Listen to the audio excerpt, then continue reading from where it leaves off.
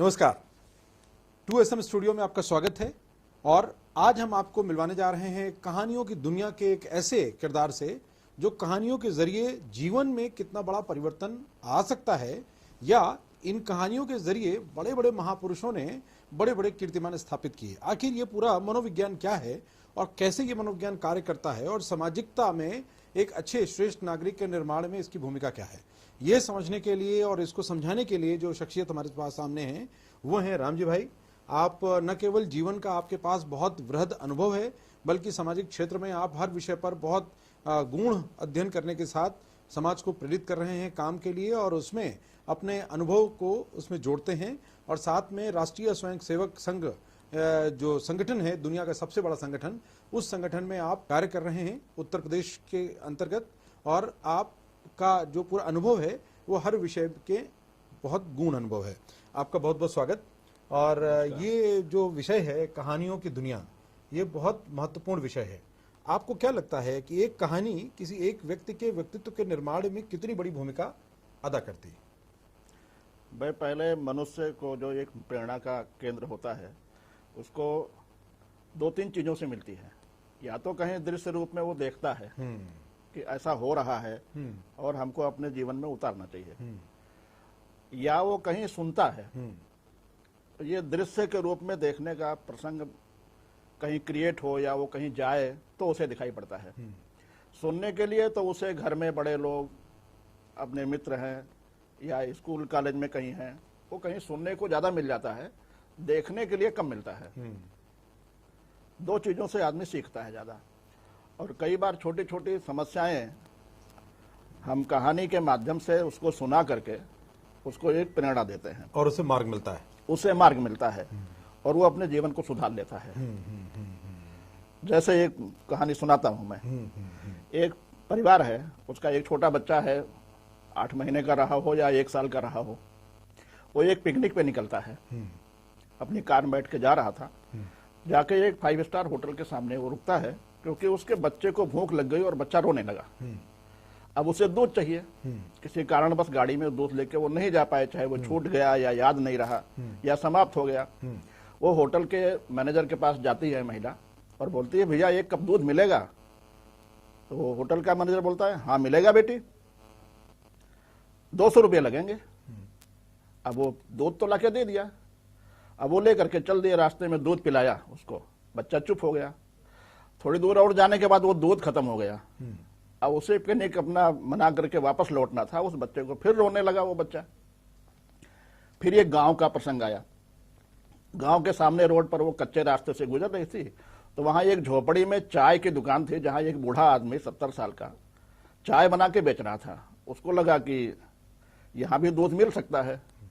अब वो दूध मांगने के लिए वो बूढ़े बाबा के पास कार से उतरी कि बाबा दूध मिल जाएगा, हमारा बच्चा रो रहा है। तो हाँ मिल जाएगा बेटी, दूध दे दिया। उसने कहा कितना पैसे? अरे कहीं इस बच्चे को दूध पिलाने के लिए पैसा हम क्या लें, तुमको लेना हो तो और भी लेते जाओ रास्ते के लिए। पैसा तो नहीं लिया। अब वो महिला अपने परिवार के साथ कार में आके बैठ गई। महिला बहुत देर तक ये सोचती रही, वो 5 स्टार होटल का मालिक बड़ा है कि ये बुढ़ा बड़ा है, मेरे समझ में ये नहीं आ रहा है। उसने 200 रुपया लिया और इसने कुछ नहीं लिया। अब ये उस महिला के दिमाग में वो बात चल रही थी। इसलिए हमने जो कहानी या कहानियों का जो माध्यम है वो बड़ी बड़ी बातों को छोटे प्रसंगों से समझाना, तो ये उसके कोई प्रेरणा, कोई समझदारी मिलता है उसको।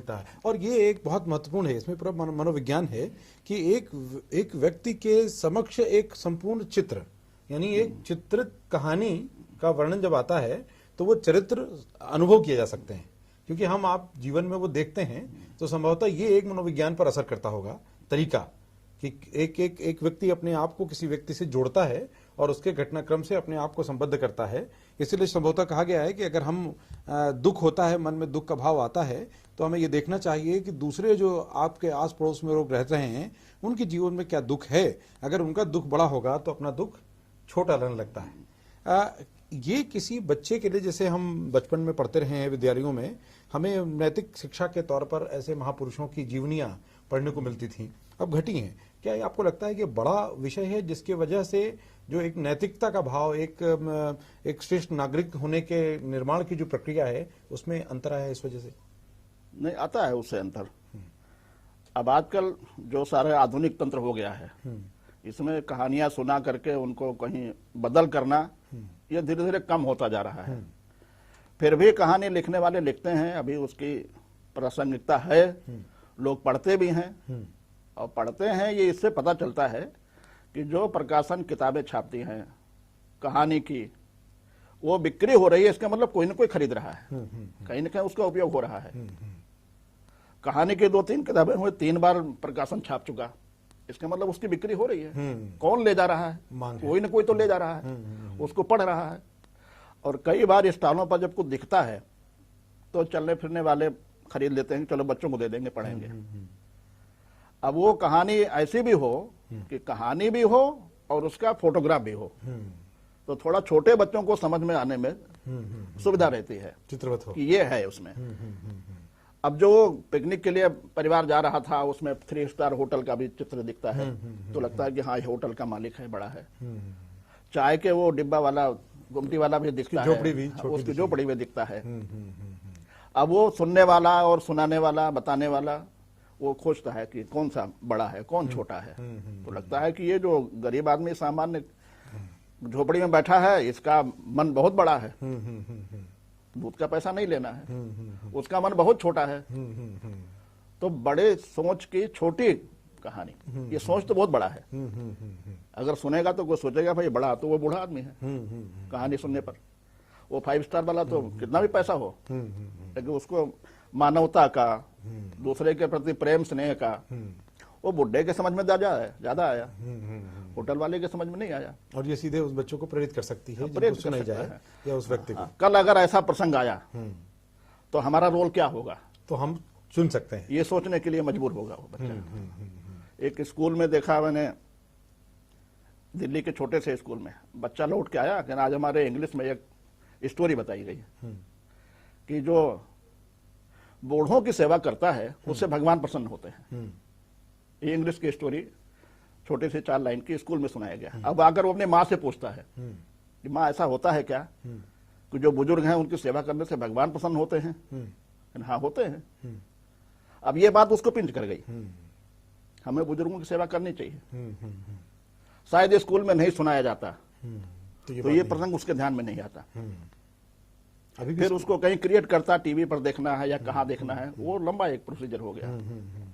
लेकिन स्कूल में टीचर जब सुनाता है, घर में जब कोई बूढ़ा माता पिता सुनाता है, तो वो टीवी से ज्यादा प्रभावित होता है, उससे ज्यादा प्रभाव डालता है वो। और एक विश्वसनीयता की बात भी है कि जिस व्यक्ति या परिवार के जिस सदस्य से एक भाव जुड़ा हुआ है, जब वो बताता है तो उसका प्रभाव का स्तर अलग होगा।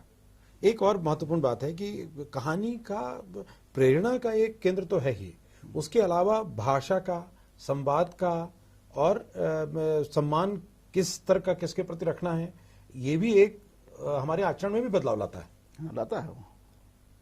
आपके जीवन में सबसे बड़ी कहानी कौन सी जिसने आपको बड़ी प्रेरणा दी, या कौन कौन सी कहानियां? क्योंकि आपके जीवन में बहुत सी कहानियां होंगी।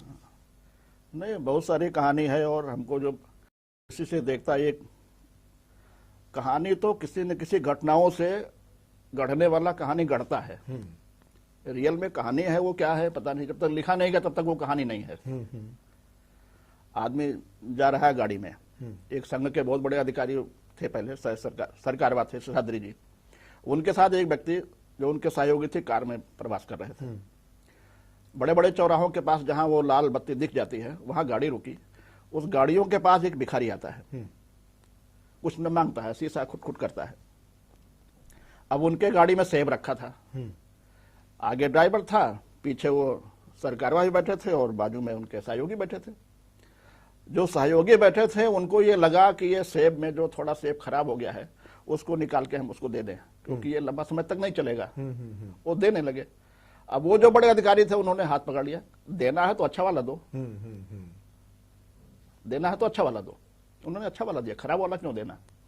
भले वो सामने वाला भिखारी है तो हम खराब वाला क्यों दे, उसको अच्छा मिलना चाहिए। अब किस समय कौन सी बात किसको सिखाना, ये सिखाने वाले पर निर्भर करता है। और ये छोटे छोटे उपक्रम जो है वो माध्यम बन जाते हैं। अब हमने बच्चे को या किसी छोटे बच्चे को सिखाना है तो घर में कैसी घटनाएं होती हैं, स्कूल में कैसा घटता है, उसको कौन सी स्टोरी सुना करके उसके माइंड को किस तरफ ले जाना है, ये सुनाने वाले को समझ में आना चाहिए। सुनने वाले को प्रभावित तो करता है, लेकिन क्या सुनाना, इसके माध्यम से व्यक्तित्व का निर्माण किया जा सकता है। उसका निर्माण कर सकते हैं। वैसे कोई बात बताने से समझ में नहीं आता है। बुजुर्गों की सेवा करना है तो समझ नहीं आएगा, लेकिन भगवान इससे खुश होते हैं। अब फिर आगे उसका प्रश्न से भगवान क्या होता है, वो जिज्ञासा वो अलग विषय हो गया। जिज्ञासा का स्तर बढ़ता चला जाएगा। भगवान क्या करता है वो दूसरा प्रसंग हो गया। लेकिन अभी भगवान खुश होता है तो उसको समझ में आता है। हमने ये देखा है कि विद्यालयों में जैसे शिक्षक जो बताते हैं तो बच्चे उसको प्रयोग में लाते हैं। इसीलिए जब संस्कार की प्रक्रिया है तो एक संस्कार हो गया, हमारे यहाँ 16 संस्कार का क्रम है वो हो गया, और एक हो गया नियमित दिनचर्या में चीजों को डाल करके संस्कारित करना। तो बाल मन पर इसका बड़ा असर होता है। हमने देखा है कि विद्यालय में जब शिक्षक या शिक्षिका बच्चों से चर्चा करते हैं कि आपको माँ बाप के प्रणाम करना चाहिए, तो बच्चे आकर उसी समय विद्यालय से आने के तत्काल बाद सबसे पहले प्रणाम करते हैं। सामान्य स्तर पर जो बच्चा नहीं करता वो उस स्तर पर करता है। अगर ये है कि आप जब भोजन करें, अपने दादा दादी को भोजन कराना है, तो वो उस समय प्रयोग करता है। यानी कि शिक्षक और घर परिवार के जो सदस्य हैं उनके बीच में कहानी एक बड़ा सेतु बन सकती है, और उसके माध्यम से बच्चों का परिष्कार एक नियमित क्रम बन सकता है। और बच्चों में आता है, सुधार आता है। और टीचर जब सुनाता है